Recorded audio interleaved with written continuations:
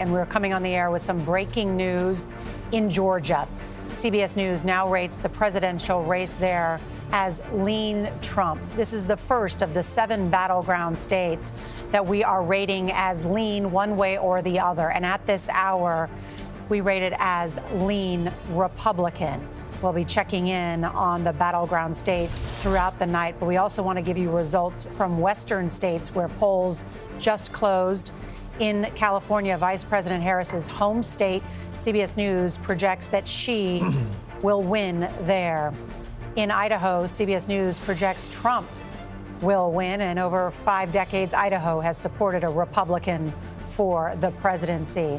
And here is where we stand right now in the race to 270, shows Donald Trump with 211 electoral votes and Kamala Harris with 145, a number of states still to be called. I want to go now to Major Garrett and Anthony Salvanto at the data desk. And so why is Georgia now lean Republican? We will explain that to Nora and the team here in a moment. Anthony, walk us through how we got to this lean Trump designation for Georgia. It's 16 electoral votes in a state that former President Trump very much wanted to flip. So you see, there's still some vote outstanding, right? It's 88% in. But what I'm going to do is show you our models here that incorporate what we expect out of that vote. And so when you do that, you see that Donald Trump's current lead holds up in that model. Now, the other way to show you this, though, and why it's a lean but not a projection, is if I show you that in terms of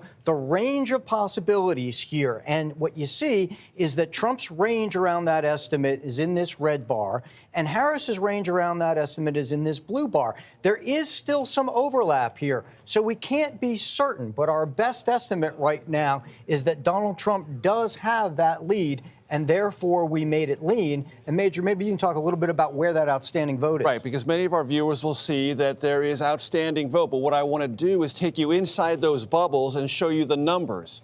And the numbers tell a story about a declining amount of vote that's out. 126 in Gwinnett, 1,000. 38,000 remaining in Cobb. 54,000 remaining in Fulton County. 29,000 remaining in Henry County. So these numbers suggest that there would have to be a tremendous push for the vice president in those places where vote is still outstanding and they are historically Democratic. And also, Anthony, show the needs and our projection on where the vice president is in terms of the need. She needs 62%, we believe, right? And right now, she's on track to get 58%. Now, there's some estimate, or there's a range around these estimates, right? So you say, well, that is trailing what she needs, hence the lean, but it's not trailing by so much that we can project the race just yet. But we do want to give you, like I said, the whole sense of the race, and that is lean Trump, Nora.